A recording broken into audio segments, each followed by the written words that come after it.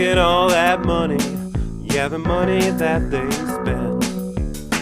Take another look now and take some time for hemp. I don't cut trees for paper, cause it hurts the environment. Stop deforestation, yeah, it's time for hemp. Whoa, an acre of hemp makes 20 barrels of oil. No need for pesticides to poison all our soil. People got no food, they got no clothes, they got no rent. Well, right now it's time for hemp. Thank you for taking time for hemp. I'm your host, Casper Leach. On the program today, we have two legends to share with you and an interesting joint host as well. We're going to be dipping into the archives to play the encore presentation of the interview I did with Dr. Timothy Leary back in 1991. You can watch the video interview at timeforhemp.news if you get a chance to visit. And I thought you would find it interesting to have the audio portion of that interview included with today's show that we're doing. So do make it a point to stick around for both interviews that are being shared today. And if you happen to find them of interest, please share them with your friends. With that said, today on the program, my joint host, Steve Bloom, and I have been doing this show. I'm not sure. I think Steve knows. I think it's the 13th or 14th or 15th anniversary of him and I working together. And we got a special guest on the program as well, a friend of mine and a friend of Steve's. And I'll let Steve do the introduction. Steve? This is our 15th show since Casper Leach and Time for Hemp invited me aboard. And today's a very exciting day for us. We have our most special guest ever. I call him the King of the Stoners, Tommy Chong. Hey, thank you, Steve. Thank you for the title. I love it. Yeah, you are the King of the Stoners. I mean, who else? You know, you're the high exalted stoner. Wherever you go, people just kneel down and give you marijuana, correct? Yeah. Okay. You have prostate cancer. You are cancer-free, as you say, although it generally takes 5 years to really be declared cancer-free. So you're getting there because it's only in the last couple of years that this happened. And you tell people a little bit about how you've basically kicked cancer's butt? Yeah, well, cancer cells are what they are. They're cells. They're zombie cells. And usually the body's immune system takes them out because everybody has cells that die regularly. You know, that's why we change our whole body. In 7 years, we're a whole different person because every cell has left and new cells have emerged. A cancer cell is a cell that's being kept alive almost like artificial means, which is usually sugar. And the sugar keeps feeding these zombie cells. They're programmed to die, but instead of dying, they multiply, and they become other zombie cells. And they eventually take over the healthy parts of the body and destroy it. And so they found, I mean, you know, not the scientists, but the marijuana people found that marijuana oil applied directly to, say, skin cancer works. It destroys all the cancer cells. It takes them out. And I think, you know, what it did in my case, because I have prostate cancer, and what it is, most men my age have prostate cancer. That's the body's natural tendency for old people. You know, when you start dying, when you get a certain age, your body reverses and starts getting ready to leave. To quit. It's almost like a car, you know, the warranties run out and you're ready to, you know, get a new body. But with me, what I did, I never had it that terribly bad. You know, it wasn't attached to the bone or anything like that. So by treating it with the oil and changing my diet, that was the very important. That I quit eating red meat, I quit eating anything sugary, I had to cut out sugar. I had to cut out starches. I had to cut out potatoes, and I had to cut out rice in great quantity, And so my diet consists of mostly of healthy green leafy vegetables, and I juice them. And I also quit eating fried foods and anything acidity, Like I had to quit eating fruit. There's a lot of fruit that I can't eat anymore, like avocado, for instance. I had to cut out avocado. And so it seems like, my diet got very bland, but on the contrary, I could still eat fish, especially salmon. Salmon was really good for me. And I found out that the oil, like fish oil and any kind of oil, hemp oil, like coconut oil, is all good for people like me, because what it does, it keeps your whole system oiled, and so the cancer cells can't stick to the bone or can't stick to your body, and then it gets flushed out. And the other thing, I had to do a lot of water, just plain water. My problem was I was water deficient. Every time I had my blood tested, before the treatment started, I was water deficient, and most people are. You drink sodas, you drink coffee, you drink everything else but pure water. And water is so essential to our health, because it's just like having a toilet without water. Things get sticky and messy, and that's exactly what happens in your body. If you don't have enough water, you don't have that flushing system going in your system. So basically, that's what I did, to stay healthy. And I think what happens when you do a lot of, heavy doses of the cannabis oil, I took a big dose. I went into almost a coma for 2 days. I was bedridden for 2 days. I couldn't get out of bed. I could, but I had to be helped. And it was just the oil. And I think what happens is that you go into almost like a coma, and that takes the brain out of the equation with the body healing, and it allows the body to heal without interference. And when your body's left to its own devices to heal naturally, then the immune system really kicks in, and that's what I think happened to me. I mean, this again is all unscientific, but it's just what I observed, and talking to people that have been in comas, and like the doctors will induce a coma for people with brain damage or other damages, so it allows the body to heal without being influenced at all by sensory or feelings, and that's basically it. And then then there was this spiritual aspect that again that I've always known that we had this with cannabis. The cycle, what's it called? Like when you do acid, and that was the other component that really helped, because again, I had this beautiful spiritual awakening. I had that when I went to prison, and it sort of carried through. And then when I found out that I had cancer, well, then I even stepped that up a little more. Reading the spiritual books. There's a book by Joel Goldsmith called The Secrets of Truth, that it's like a Bible to me, and I read that almost daily.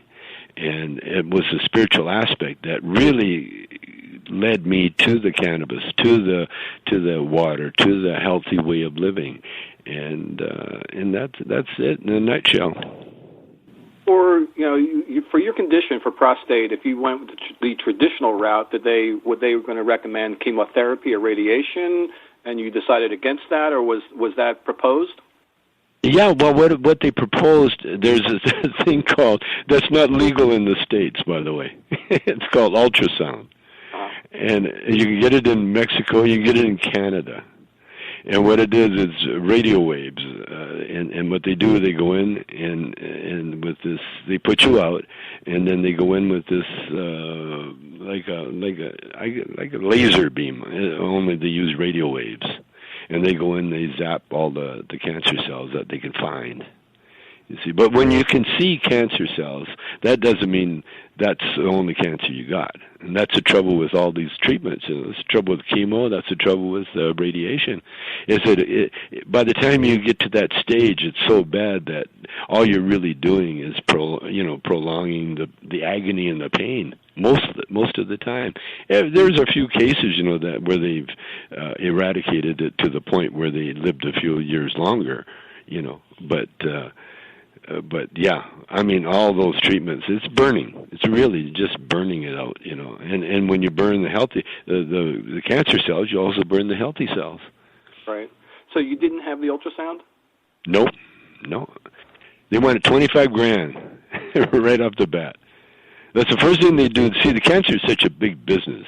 And that's why they've known about hemp. They've known about this forever, But it's the same forces that had it illegal for recreation use is the ones that are keeping it illegal for, because it's going to wipe out a lot of medicines. It's going to take away a lot of the expensive pills, And, the rich people, they don't care. Like when Milken, he got prostate cancer, he threw money at it. And they basically gave him the same protocol that I'm using, without maybe minus the spiritual aspect. But the doctors, they make so much money off cancer.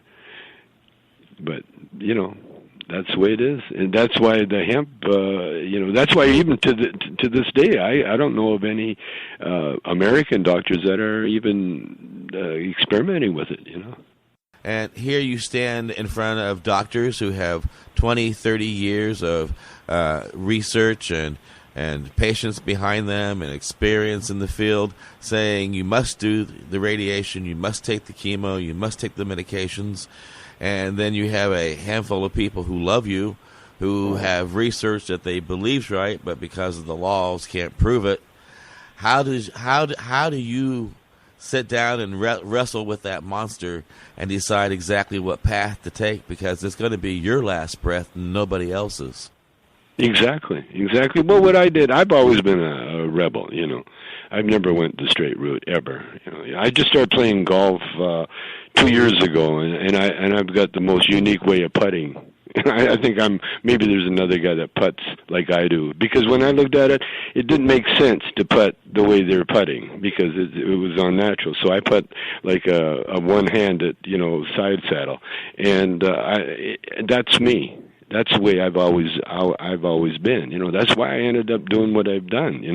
Because I can't see I'm part Chinese, and so when you study Chinese medicine, they're the most advanced people on the planet when it comes to medicine, and they've been treating. I don't know if they've been treating cancer with cannabis, but I know they have their own foods and their own protocol.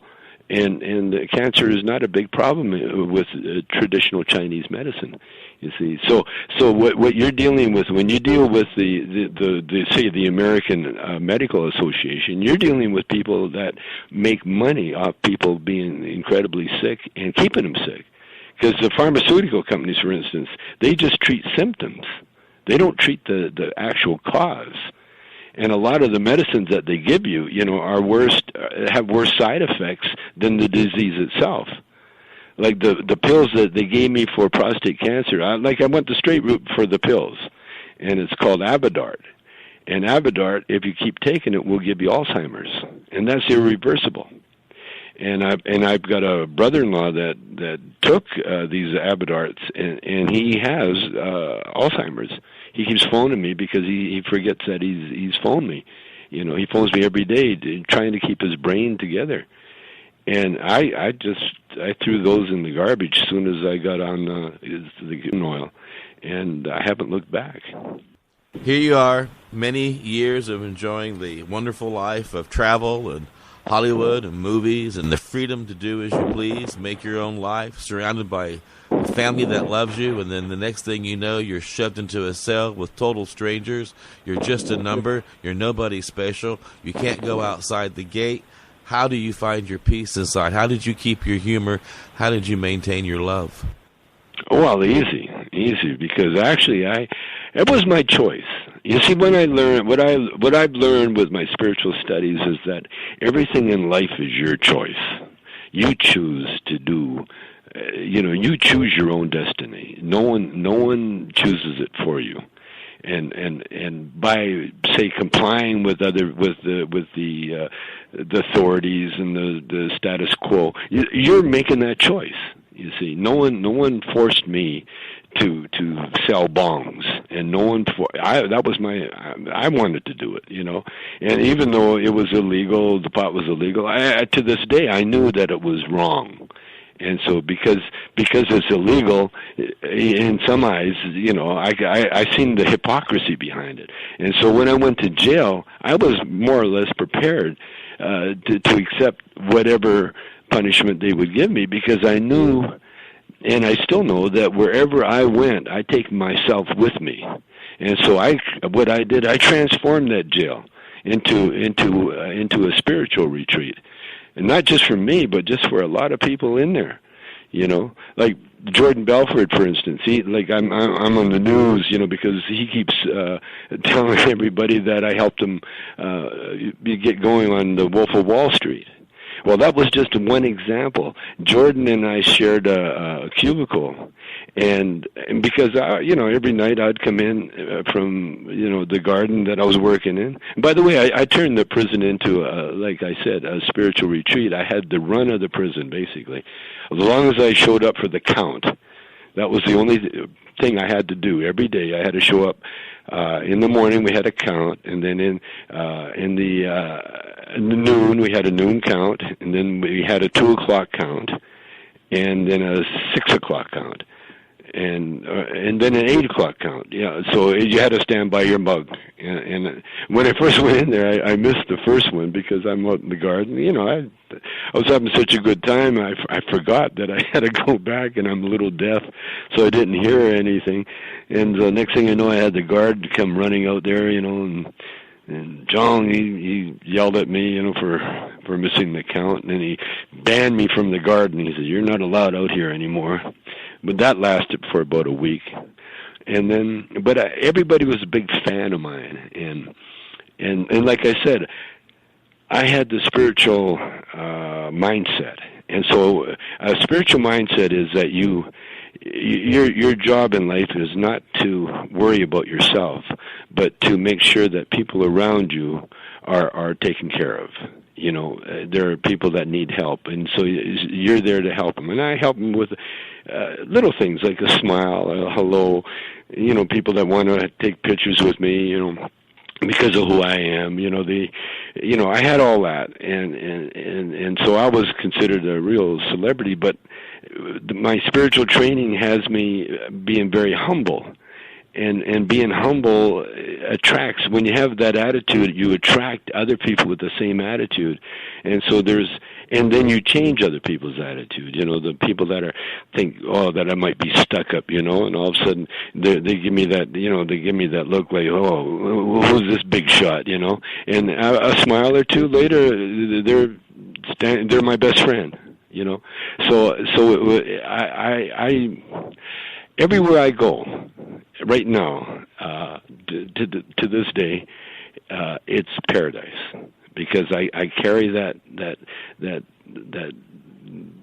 knowledge of that we really are living in paradise. I mean, being alive in this world is such a treat, and we're here to learn, and everything's a lesson. Everything we do is a lesson. And if you can learn it, then you advance. It's like school. And if you fail it, then you have to take the course over again. And that's how you can love people, even the worst people. Like I had a guard. There was one guard in prison that did not like me. It was a woman, and the reason she didn't like me was that when I first got put in, I was put in a little holding cell, and she come by and she had a bag, brown bag, lunch, and I'd just eaten, and I was new to jail, so she come by, she says, "Here, I brought your lunch," and I said, "Oh, well, no thanks, I've already eaten." And she just, that was the biggest slam I could have given her. I had no idea at the time, but she just did not like me, did not want to like me. But in the end, she ended up liking me because I understood what I did wrong, and then I tried to make amends with her, all it took really was a smile. Every time I looked at her, I'd smile at her. And then she eventually came around. But that's the greatest thing about and I credit a lot to hemp because before I started smoking weed, I knew about this spiritual life, but I never really connected it until I smoked some weed, and then all of a sudden the marijuana just went through my brain and it activated that spiritual side of me. And then whoa! Once you get a glimpse of that, I mean, everything just makes sense. And then once you get a glimpse of that, then the books come to you, people come to you. You attract all this positive, beautiful energy, because the universe really wants to give us everything that we need to make ourselves and everybody else happy and to make the world a better place. And all we have to do is be receptive to it. And that's my secret to life right now, is being receptive. There is a lot of grief in this world. People going through just a negative day, or just losing a loved one or a pet, or just losing a $10 bill on the street. And when they get home, what gets them through the day oftentimes, besides the love of the people around them, is the comedy that's found within the world, of which you have been a part of for, oh my God, since before I'm an oldster, and I've been laughing at your antics since I can remember. Now, how must you feel to be one of the few people on this planet in the path of human history to be able to give so many people the true gift of laughter? It feels, I'm humbled by it. I really am. It's such a joy. I mean, my life has been so blessed. When you think I got paid enormous sums of money to do what anybody would do for free, just gladly do for free. And I've just been so lucky. But I owe it all to my spiritual awakening that I had when I was very, very young, because the truth is there's a higher power. And as long as you recognize that higher power, and I'll give a little secret to the people. The higher power is not out in the sky anywhere. It's inside you. That's where the higher power is. It's in everybody. We're like computers. If you know the right button to push, you will have access to everything that you could ever need in this universe. And I was lucky enough I called myself a musician, but I knew I wasn't a musician because I wasn't really that dedicated to it. But I loved to laugh. And so I liked the part in the band where you had a band where we'd sit around and just joke and make fun and tell jokes and laugh. That's the part of the music scene that I liked.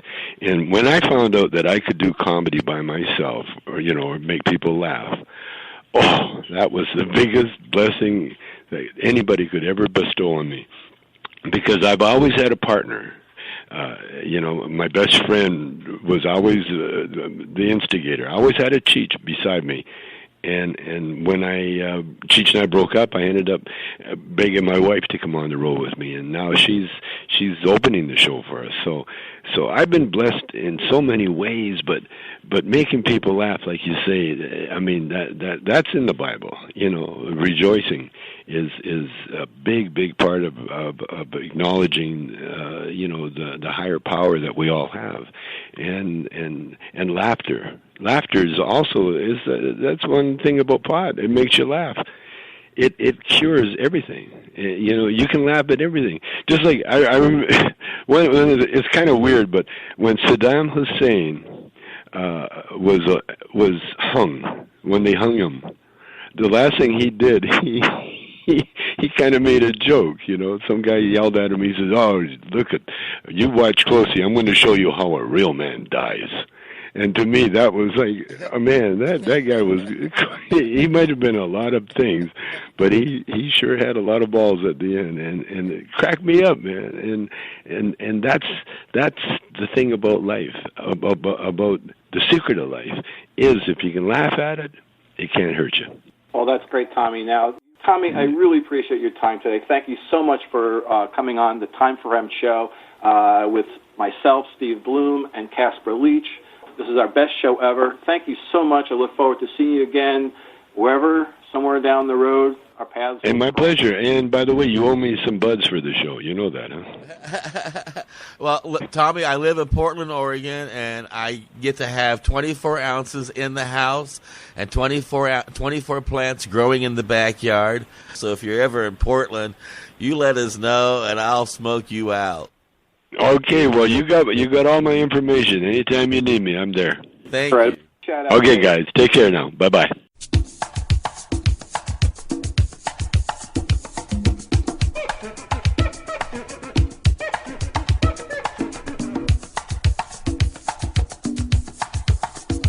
You are listening to the Time for Hemp Global Broadcasting Network.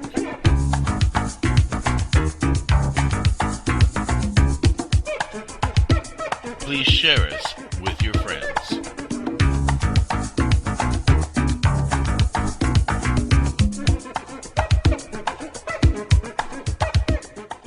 Thank you for taking Time for Hemp. Today in our program we have a national leader who has spent his lifetime defending the sanctuary of the individual to be left alone by the government. He is a futurist who has often been misconstrued by his contemporaries and has a way of feeding your mind in a pleasant way. Welcome on our program, please, Dr. Timothy Leary. Dr. Leary, thank you for being on our program. Now, I understand that we're not going to talk about the religious or the emotional, psychological aspects of hemp. Correct, the recreational purposes. Yeah, we won't talk about that at all. We're going to talk about the practical and the profitable and productive. Yes, sir. And the ecological aspects of it. Absolutely. I don't know a lot about that. I've read books by Jack Herrera. I've listened. Gosh, there's so many programs and so many articles these days. Everywhere you turn around, you hear intelligent discussions about hemp as a substitute for oil, hemp as a substitute for wood pulp, hemp as a source of energy. It's exciting.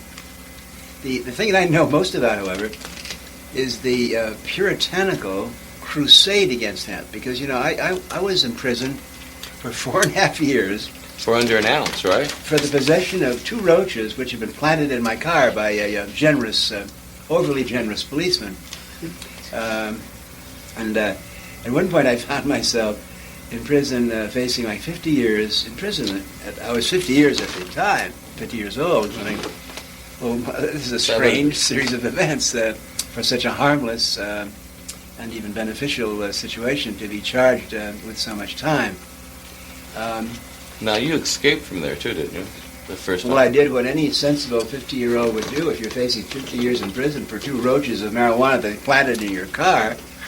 The only common sense thing to do is to escape, and I did that and made a few little B-movie adventures there. But, there are many things in our society that have to be controlled and governed. For example, oil. Look at the way oil is polluting and our atmosphere and acid rain and so forth. Guns should be controlled. I think drugs like steroids should be controlled. I think there should be probably more control over alcohol and nicotine. And of all of the botanical, vegetable species that the government is attacking, marijuana is the one they're going after. That's interesting. Right now, the government is spending much more money crushing the production of hemp. Why do they go after the American farmers?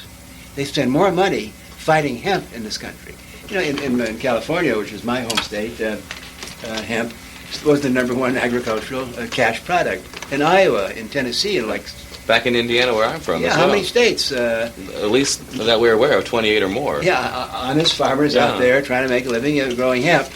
And the government is out there arresting these good-hearted, free enterprise farming agricultural Americans. Meanwhile, down in Colombia and Peru, these gangsters, the cocaine cartel people, are making billions of dollars, and we're spending less money on them. It's how come? I think you're probably right that they don't want people to be using hemp because it would interfere with the oil monopoly. It would interfere with the wood pulp monopoly. Yeah. Now, from your perspective and being a psychiatrist as you are, you've had the opportunity to become acquainted with many different aspects of healing and some of the more positive benefits of the uses of hemp. Could you share that, please? Well, there have been an enormous number of studies that show that hemp and cannabis is extremely necessary for certain forms of glaucoma. You simply have to have it. There, in many states, these fanatic anti-pleasure people are so afraid that the patient who's going blind might enjoy the experience that you got to go blind, you die, but don't have a good. That's apparently the logic here. Aren't they using it too for anorexia and for cancer, AIDS? I mean, there's one terrible thing about hemp, and I don't want to get into the use of marijuana, but I got to be honest with you. There are some terrible side effects of smoking or using marijuana. One is it's called refrigerator blackout. I mean, you get the munchies. Oh, okay. You suddenly you smoke a joint, and suddenly there you are. The next thing you know, you've eaten 9 pounds of fig Newton, and say that's dangerous. You gotta be careful there.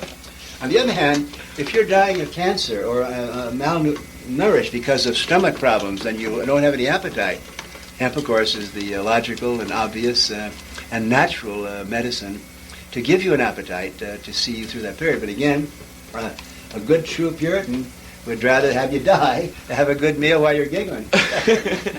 We also know that it's good for stress to calm you down. And from a viewpoint of a psychiatrist, is there any benefits for someone who might be having emotional or mental problems, as opposed to giving them like Valiums or some of these other stronger drugs that seem to be causing problems, like Prozac and so on? Yeah. Well, number one, I don't want to come out like a smart ass here, and every psychological situation is individual and needs its own, its own pharmacology. So I don't want to generalize, but certainly the things about hemp is it's not addictive. It's extremely it doesn't have any of the side effects of many of the euphorics and the antidepressants that are approved and that doctors' prescriptions will give you. So, there's a. You see, the thing about religious fanaticism is that the crazier, the nuttier, the wilder, and almost the more nonsensical the belief, the more you hang on to it. So that I've debated for many years a man who was the head of the DEA for about 5 years. His name is Peter Bensinger. Yes, you have.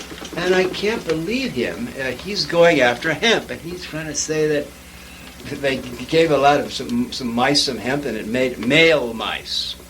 Teenage male mice, and it made their breasts grow a little. So he said, "Why, you college boys, you see if I'm going." Why is he going? There are real problems of crack babies in the inner city, and alcohol, which is our number one drug here, and nicotine. 500,000 people die a year from that. Here's this guy blathering on about the dangers of I don't know. He never did mention whether. Marijuana would make girls' breasts bigger, but I don't even want to get into that. The whole thing is. Now you've also had a few debates with G. Gordon Liddy too. Yeah, that's right. I have. Yeah.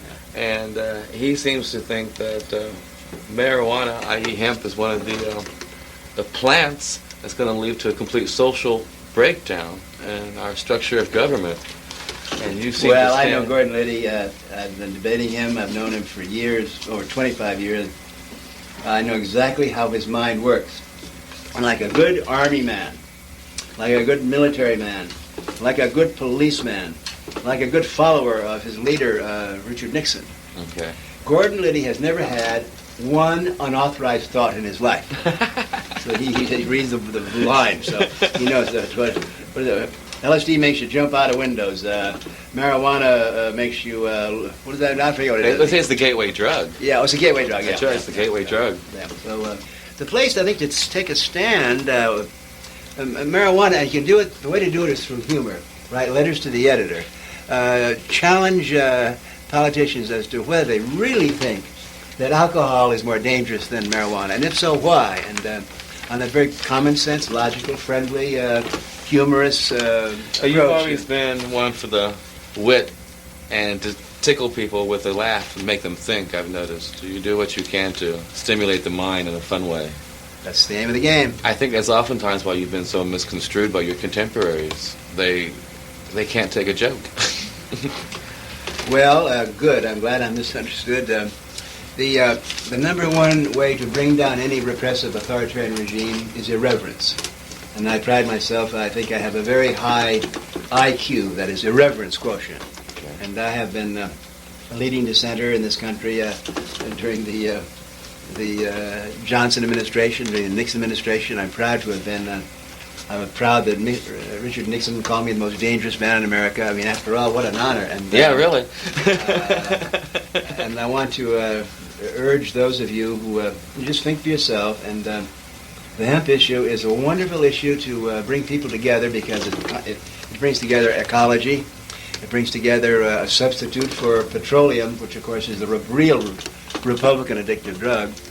It's such an ecologically helpful situation. Above all, it prevents us from cutting down the Amazon rainforest for wood pulp, or cutting down for fiber, because we all know that hemp is by far the best material. So that there's something that's very wonderful about a plant, and that human beings kind of rally behind a plant. Those 5 wonderful leaves that kind of represent wonderful, and the great thing about it is the right-wing religious fanatics hate it. And you know why they hate it? Because it makes people feel free. It makes people feel funny and independent. And Now, I would. if they hate it, there's got to be something good about it. That's my logic. Do you feel that when consumed as a recreational plant, that it can bring you more in tune with your own being, with your own self, maybe put things into better perspective? Or is it like liquor, when you drink it, you're just so out of touch that you don't know what's going on? Well, I spent 40 years scientifically studying the various botanical, vegetable gifts that the plant queendom has given the mammalian animal kingdom. And no question of in my mind that the mushrooms and marijuana are the greatest gifts given to us by the vegetable, the plant, the kingdom.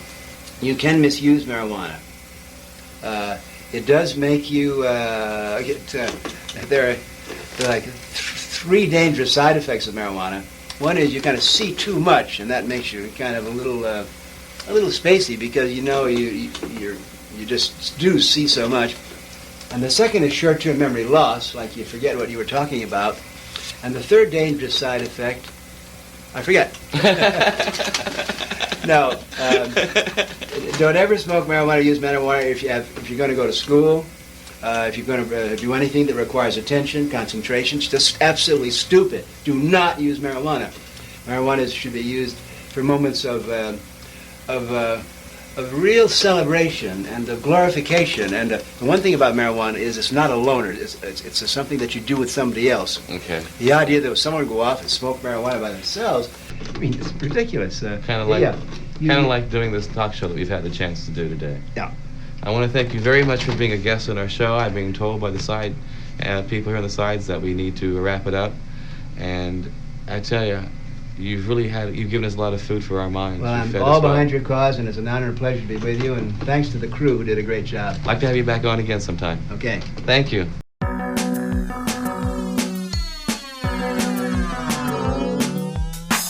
Look at all that money, yeah, the money that they spend. Take another look now and take some time for hemp. I don't cut trees for paper, cause it hurts the environment.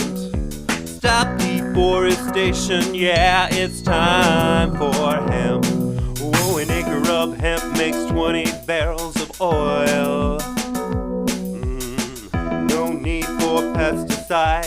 poison all our soil. People got no food, they got no clothes, they got no rent. Right now